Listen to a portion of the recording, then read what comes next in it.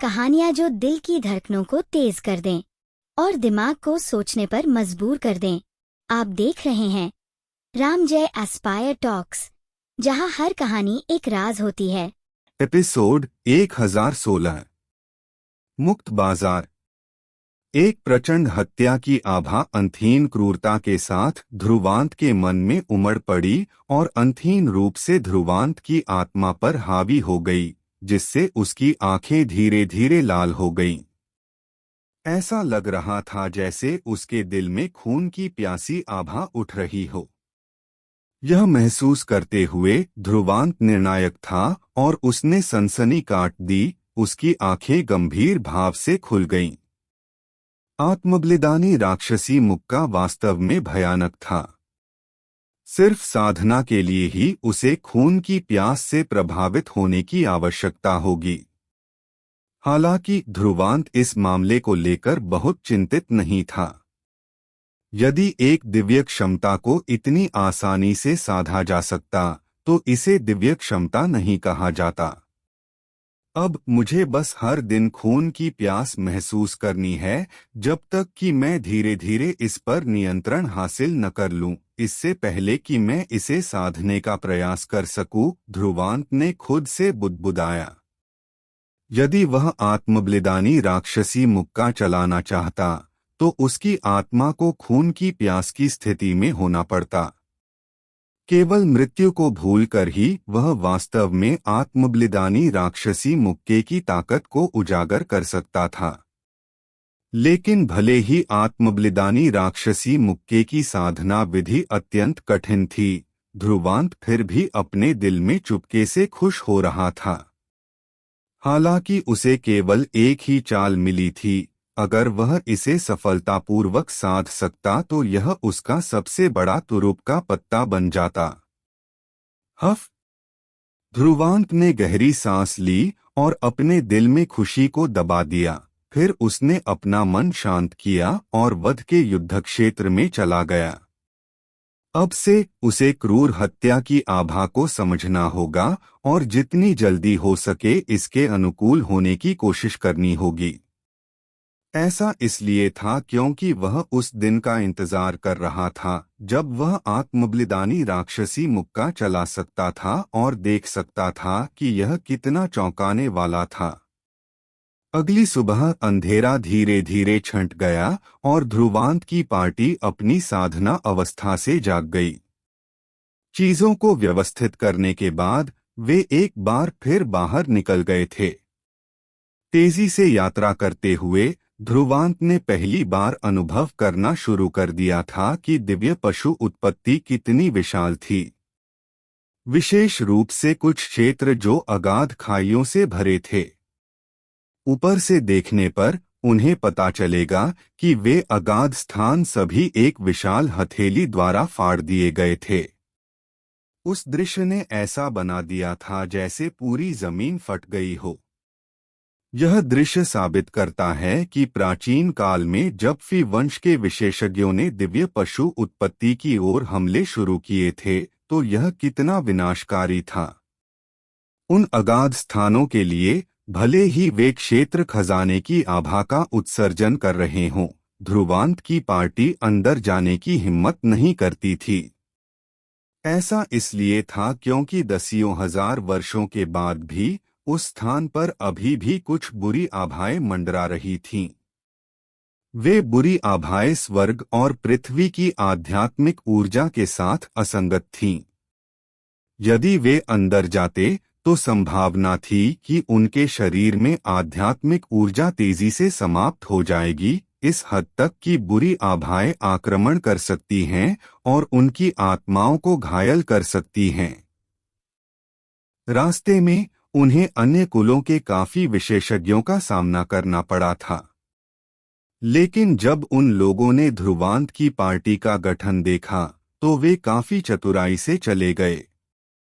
आखिरकार केवल उपस्थिति से ही निर्णय लेते हुए उनकी पार्टी में 5 वास्तविक 7वीं कक्षा के सम्राट थे। अन्य 3 के लिए कमजोर दिखने वाली सुप्रा के अलावा उनमें से किसी ने भी उन्हें उकसाने की कोशिश नहीं की। इस प्रकार इसने उन टीमों के दिलों को तितर-बितर कर दिया था जो बुरे इरादे पाल रही थीं, जिससे उनकी यात्रा सुगम हो गई। इस प्रकार समय तेजी से बीत गया और ध्रुवांत दिन भर यात्रा करता रहा, जबकि रात में आत्मबलिदानी राक्षसी मुक्के की खून की प्यास को समझता रहा। तीसरे दिन ध्रुवांत ने अचानक पाया कि और अधिक आध्यात्मिक ऊर्जा में उतार चढ़ाव दिखाई दिए हैं। इसके अलावा वे सभी एक ही दिशा में बढ़ रहे थे। इस दृश्य ने ध्रुवांत को बता दिया कि वे शायद उस मुक्त बाजार के करीब पहुंच रहे थे जिसके बारे में शांतनु ने बात की थी। हम पहुंच रहे हैं। शांतनु ने मुस्कान के साथ सिर हिलाया था और ध्रुवांत और बाकी लोगों से कहा, जब हम मुक्त बाजार में प्रवेश करेंगे तो हम उन वस्तुओं को प्राप्त करने के लिए अलग हो जाएंगे जो हमें घातक आभा का विरोध करने में मदद कर सकती हैं, ताकि यह हमारे लिए असंख्य पशु कब्रिस्तान में जाने के लिए उपयुक्त हो। आपके पास सामग्री की एक सूची भी है, इसलिए यदि आप उन्हें पाते हैं तो उन्हें खरीद लें, क्योंकि वे हमें एक और गारंटी देंगे। अच्छा, ध्रुवांत ने उसे सुनने के बाद सिर हिलाया। भूष! कई प्रकाश की धारियां क्षितिज के पार उड़ गईं और तेजी से मुक्त बाजार के पास पहुंचीं, सीमा पर उतरीं। जब वे मुक्त बाजार की सीमा के बाहर उतरे तो ध्रुवांत की आंखों में सदमा चमक उठा। यहाँ का फलता फूलता पैमाना उनकी अपेक्षाओं से अधिक था। उनके अनुमान के अनुसार मुक्त बाजार में यहाँ 1000 से कम नहीं होंगे। वे प्रवाह के साथ मुक्त बाजार में दाखिल हुए, इससे पहले कि शांतनु और राक्षसी गैंडे वंश के 3 विशेषज्ञ ध्रुवांत की पार्टी से अलग हो गए और भटक गए। सुप्रा उत्साह के साथ दाखिल हुई, अपनी युवा महिला विशेषताओं को प्रकट करते हुए, जिसे जीवंत स्थान पसंद थे। जब ध्रुवांत और अन्य दो ने उसे देखा तो वे मुस्कुराए। वे शुरुआत में खजाने की तलाश के इरादे से आए थे, इसलिए वे उसके पीछे चले और इधर-उधर भटकते रहे। मुक्त बाजार अत्यंत विशाल था और आसपास के विशाल चट्टानों ने विभिन्न पैटर्न बनाए थे। कुछ लोग रास्ते के दोनों किनारों पर चट्टानों पर बैठे थे, जिनके सामने मोटे पत्थर के पेड़ थे। पेड़ की शाखाओं पर क्रिस्टल गेंदें प्रकाश से टिमटिमा रही थीं और सभी प्रकार की आकर्षक वस्तुएं क्रिस्टल गेंदों में थीं। वहां स्क्रॉल, प्राचीन तलवारें, सफेद हड्डियां और सभी प्रकार के विचित्र खजाने थे जो आंखों को चमकदार लगते थे और ध्यान आकर्षित करते थे। ध्रुवांत धीरे धीरे चला और कभी-कभी कुछ ऐसी सामग्रियों का सामना किया जो घातक आभा का विरोध कर सकती थीं। इस प्रकार उसने उन्हें खरीदने के लिए अपना कदम बढ़ाया था। हालांकि वे सामग्रियां दुर्लभ थीं, कीमत सभी सम्राट आध्यात्मिक तरल की असंख्य बूंदों के भीतर थी, इसलिए यह ध्रुवांत के लिए कोई समस्या नहीं थी।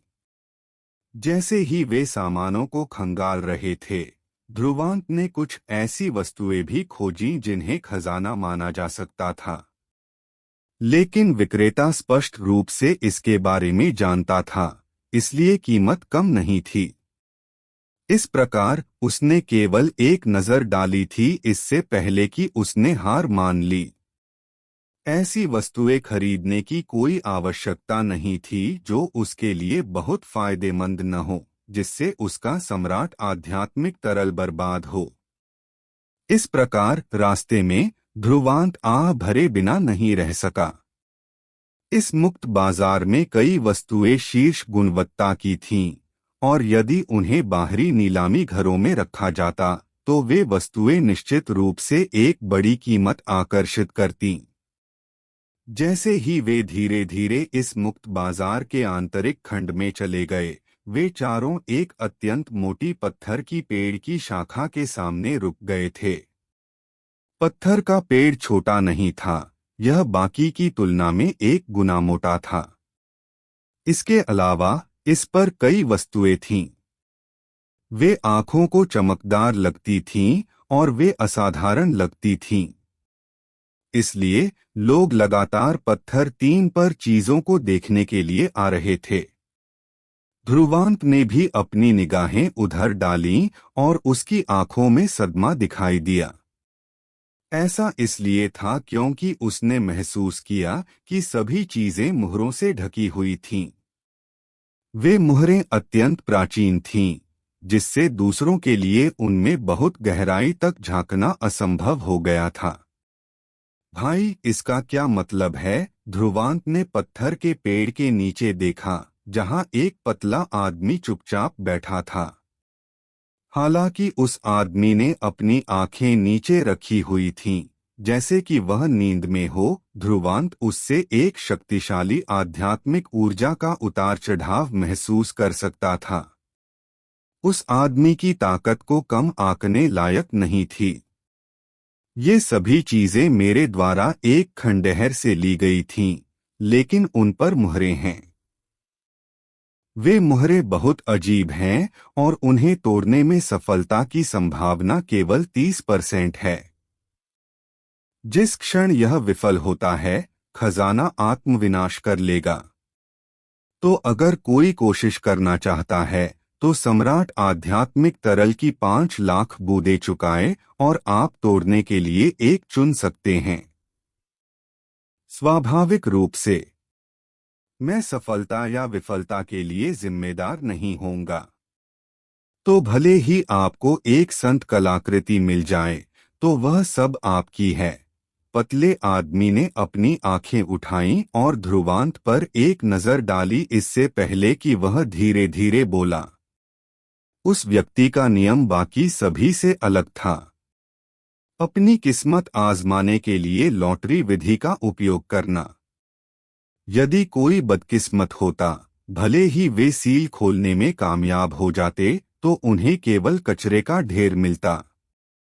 सील तोड़ने के एक मौके के लिए सम्राट आध्यात्मिक तरल की 5 लाख बूंदें। इसके अलावा संभावनाएं आधी भी नहीं हैं। क्या तुम पागल हो? बगल से किसी ने मजाक उड़ाया, क्योंकि उस व्यक्ति ने स्पष्ट रूप से सोचा था कि विक्रेता अत्यधिक कीमत की मांग करने की कोशिश कर रहा था। जब उसने बोला, तो आसपास के कई लोग थे जो लंबे समय से देख रहे थे। यह आकर्षक था, लेकिन सम्राट आध्यात्मिक तरल की 5 लाख बूंदों की कीमत ने भी उनके एक और कदम आगे बढ़ाने के प्रयासों को रोक दिया था। हालांकि पतला आदमी उन पर कोई ध्यान देने के लिए बहुत आलसी था। उसकी वस्तुओं का सभी ने सावधानीपूर्वक चयन किया था, इसलिए अच्छी दूरदर्शिता वाले लोग स्वाभाविक रूप से महसूस कर सकते थे कि वस्तुएं असामान्य थीं। यदि उन वस्तुओं में सफलता की इतनी कम संभावनाएं न होती, तो वह उन्हें खुद ही तोड़ रहा होता। हालांकि उसने एक बार इसका प्रयास किया था, जिसने उसे गुस्से में छोड़ दिया था। उसकी किस्मत बहुत खराब थी और वह सील को सफलतापूर्वक तोड़ने में सक्षम नहीं था। ध्रुवांत और कालिका ने एक नजर का आदान प्रदान किया और उनकी रुचि बढ़ गई। ऐसा इसलिए था क्योंकि उन्होंने महसूस किया था कि भीतर सीलबंद वस्तुएं सभी असाधारण थीं। शायद वे एक प्रयास कर सकते थे। उन चारों के दिलों में ऐसा विचार कौन था, इससे पहले कि वे क्रिस्टल गेंदों पर अपनी निगाहें डालते? जबकि वे चारों इधर-उधर देख रहे थे, ध्रुवांत और सुप्रा की निगाहें अचानक जम गईं जब उन्होंने नीचे दाईं ओर लटकी हुई एक क्रिस्टल गेंद को देखा। क्रिस्टल गेंद के भीतर एक मुट्ठी के आकार का काला पत्थर था। पत्थर एक अंडे की तरह था और यहाँ तक कि जलने के निशान भी लगते थे।